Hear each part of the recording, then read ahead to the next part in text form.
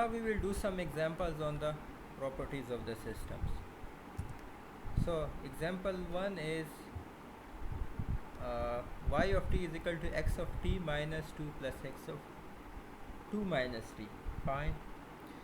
So let us first check whether the system is memoryless or it has memory. So the system has memory because it is dependent on the past input. So the system has memory. Fine. Second thing, is the system causal or non-causal? So the system is causal because for t is equal to 0 we have x of minus 2, which is the past value, but we also have x of 2, which is the future value. Fine. So the system is non-causal. By putting 0 here, we have x of minus t and x of 2. We have past but future values. Since the system is dependent on future, so it is non-causal system. Is the system stable? Yes, of course it's stable. If we take its impulse response, we will get delta of t minus 2 plus delta of 2 minus t. So it is not going beyond the range. So this system is stable. Linear? Yes, the system is linear. There is no non-linearity in this system. Had it been x square on the top of the x or x cube in one of these terms, then the system would have been non-linear, but here the system is linear.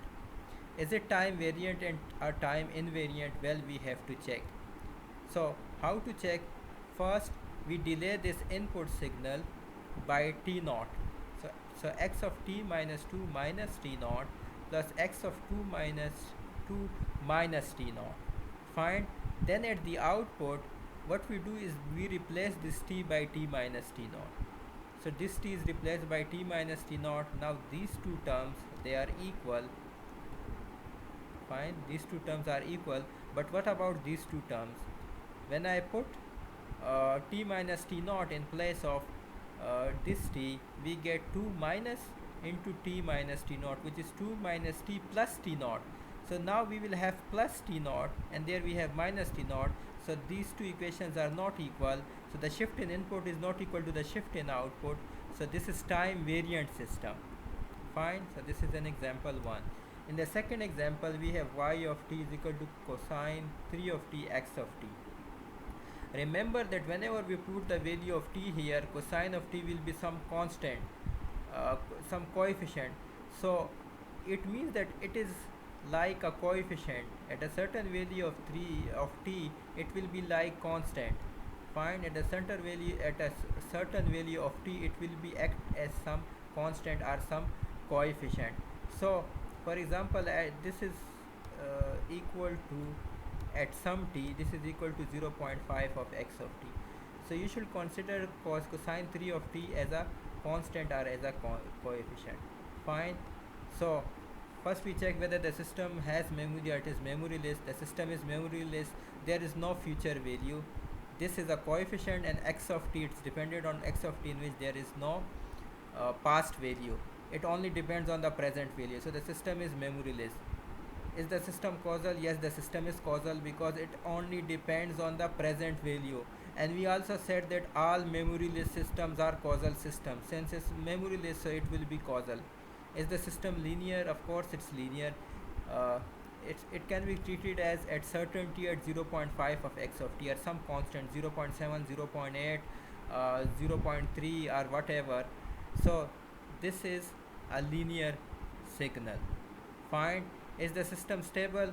Because of the cosine of t, the system will always be stable. Fine. So the system is stable. Is the system time invariant? No, the system is not time invariant because we also have t here. So we have two t's. If I shift the signal by t naught, this t will also be shifted, and an input signal will also be shifted. So we will have two shifts.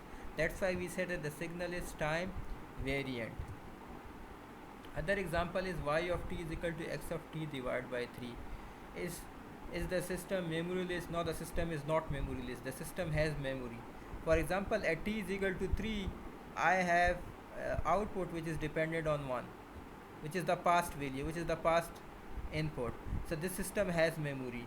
Is the system causal or non-causal? The system is non-causal. Why? because when I put t is equal to minus 3, I am getting x of minus n. My dependency is on minus 1. So I am depending on the future value. That's why the system is non-causal. Is the system linear? Of course the system is linear. I don't have x square, x cube or something on the top here. So that's why the system is linear. Is the system stable? Yes, the system is also stable.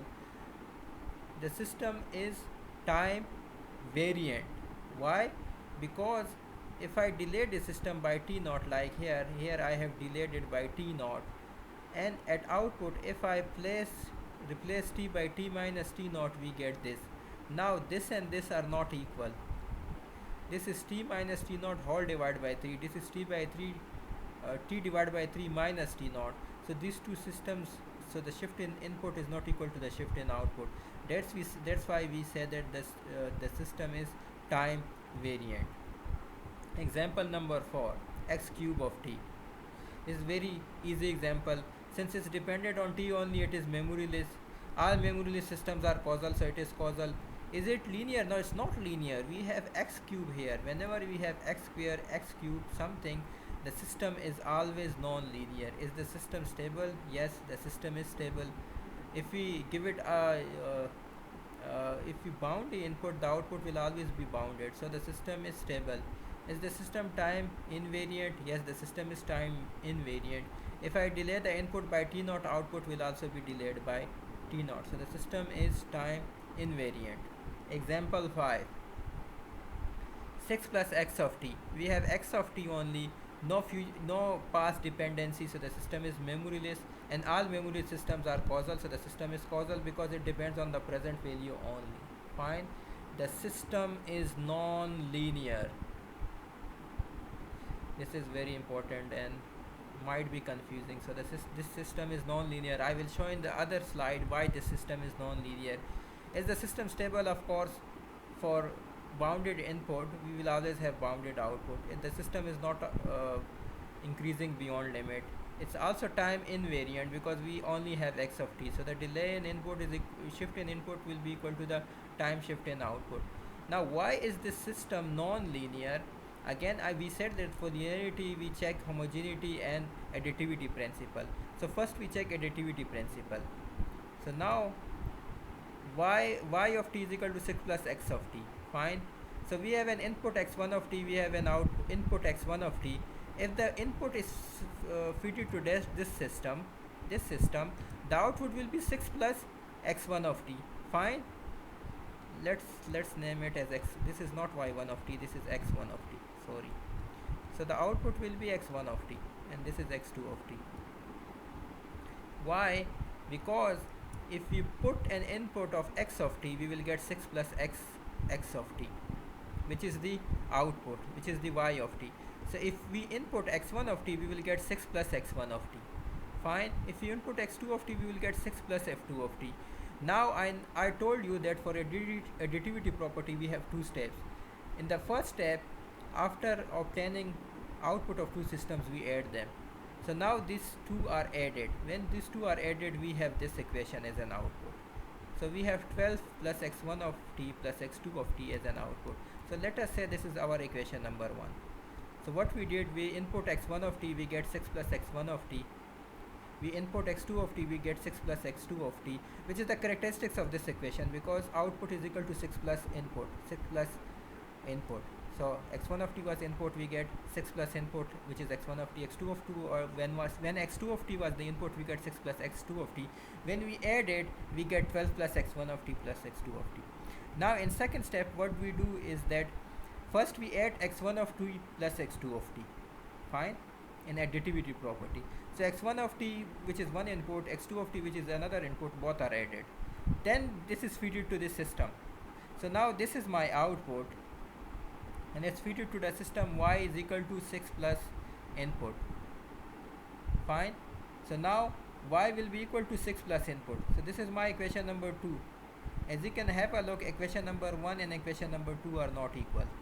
This is 6 plus x1 of t, this was 12 plus x1 of t. So that additivity property has failed. So now we don't have to check even the homogeneity property. We can simply say that this system is non-linear. So this system was non-linear. Fine. Now we move on to the sixth example, which is this one. Again, we have x of t minus 2 terms, so the system has memory.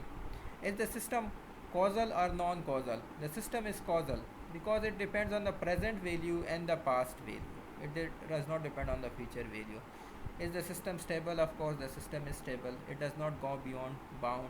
Even if we take the impulse response, we will get delta of t plus delta of t minus 2, if we integrate it, it will always give me a finite value. So the system is stable. The system is also linear. There is no non-linearity in this system. The system is time invariant because if we put t minus t naught on the input side, the output side will also produce t minus t naught. Fine. So shift in input is equal to the shift in output. Now we have home task, which is y of t x of sine of t, this function and this function. These two functions are relatively easier if you can look at it, because this is sine of t x of t. Again, sine of t at particular value will be some constant, so you can treat that as constant. So is this system, what is this system? This system is this system has no memory, so it is memoryless. Also, it depends on only t. Finds it depends on the input values. So this system is what? First, it's memoryless. It's also causal. Fine. It does not depend on the future value. So this is memoryless, causal. This is also stable because the sine of t has a range of -1 to 1. So whatever the output is, the range will always be bounded. So this system is also stable. It's a linear system. Fine. And it's time variant system because we have t also here. In addition to the t at the input, we have another t.